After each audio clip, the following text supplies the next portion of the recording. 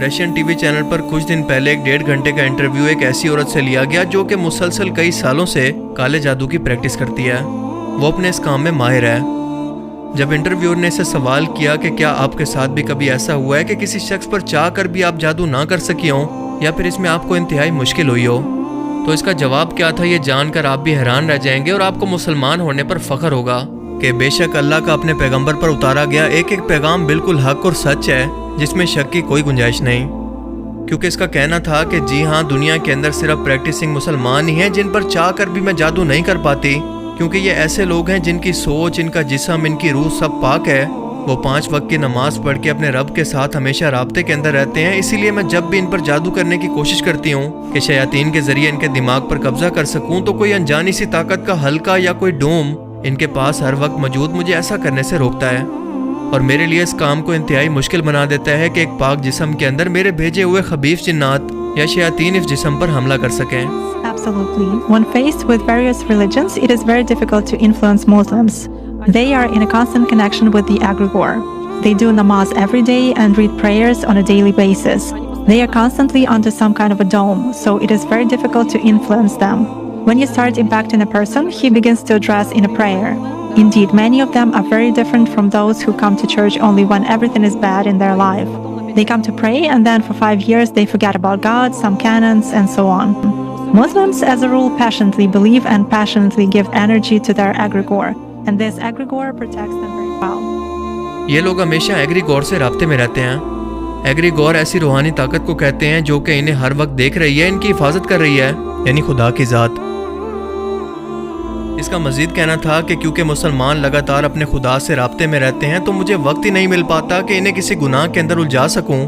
ये लोग इन लोगों से बिल्कुल मुख्तलिफ हैं जो कि हफ्ते में एक बार चर्च आकर अगले 5 साल बाद दोबारा वहां पर चक्कर लगाते हैं, क्योंकि मुसलमान हर वक्त अपनी दुआ की सूरत में एक एनर्जी अपने रब के पास पहुंचाते रहते हैं और बदले में इनका खुदा ना सिर्फ इनकी दुआओं को सुनता है बल्कि इनकी हिफाजत भी करता है और इनकी दुआओं का जवाब भी देता है। इसीलिए इनके दिमागों पर कब्जा करना इंतहाई मुश्किल है।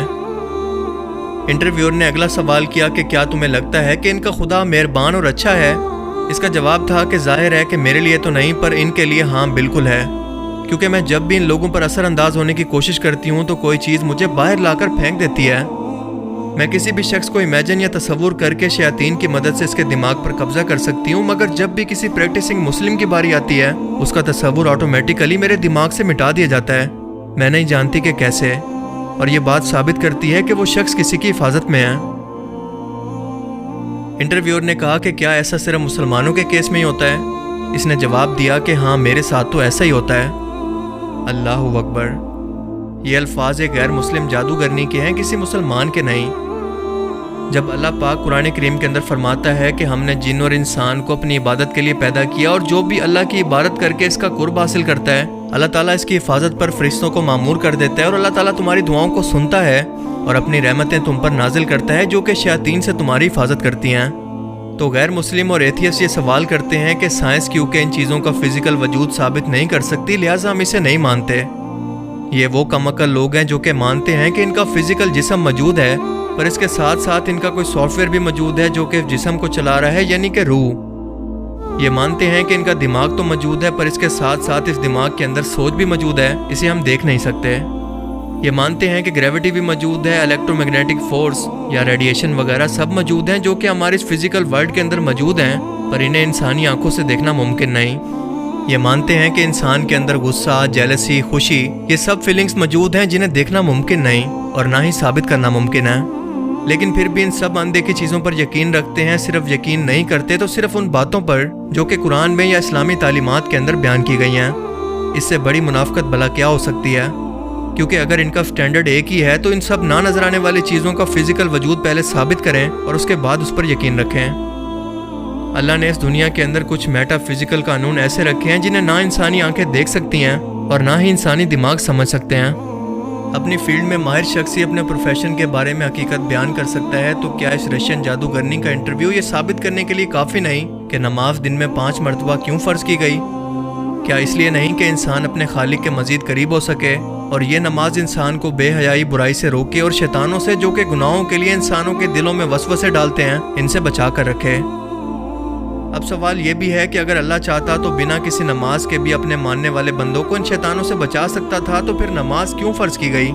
تو اس کا جواب ہمیں سورہ ہجر کی آیت 39 کے اندر ملتا ہے کہ جب شیطان نے اللہ کو چیلنج کیا اور اس نے کہا کہ پروردگار جیسا تو نے مجھے رستے سے الگ کیا ہے، میں بھی زمین کے لوگوں کے لیے گناہوں کو ان کی نظروں میں آراستہ کر کے دکھاؤں گا اور ان سب کو بہکاؤں گا، لیکن ان میں جو تیرے مخلص بندے ہیں ان پر قابو پانا میرے لیے انتہائی مشکل ہے۔ کیا یہ قرآن کے وہی الفاظ نہیں جو کہ یہ جادوگرنی اپنے انٹرویو میں دہرا رہی ہے؟ اس کے بعد اللہ پاک مزید فرماتا ہے کہ مجھ تک پہنچنے کا یہی سیدھا راستہ ہے، جو میرے مخلص نیک بندے ہیں ان پر تجھے کوئی اختیار نہیں کہ تو ان کو گناہوں میں ڈال سکے، ہاں مگر گمراہوں میں سے لوگ تیرے پیچھے چل پڑیں گے اور ان سب کے وعدے کی جگہ جہنم ہے۔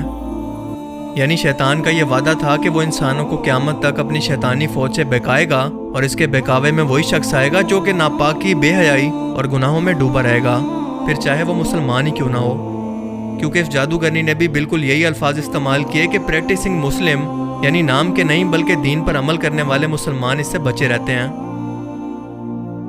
قرآن کریم میں ایک بار نہیں بلکہ اسی سے ملتے جلتے الفاظ سورہ الاعراف کی آیت 14 کے اندر کچھ اس طرح سے بیان ہوتے ہیں کہ اس نے یعنی شیطان نے اللہ سے کہا کہ مجھے اس دن تک کی مہلت عطا فرما جس دن لوگ قبروں سے اٹھائے جائیں گے، یعنی قیامت تک۔ اللہ نے فرمایا کہ اچھا جا، تجھ کو مہلت دی۔ پھر شیطان نے کہا کہ تو نے تو مجھے معلوم کیا ہے، میں تیرے سیدھے راستے پر ان لوگوں کو بھی گمراہ کرنے کے لیے بیٹھوں گا، پھر ان کے آگے سے، پیچھے سے، دائیں طرف سے اور بائیں طرف سے، یعنی چاروں طرف سے ان پر حملہ کرتا رہوں گا اور تو ان میں سے زیادہ تر کو شکر گزار نہیں پائے گا۔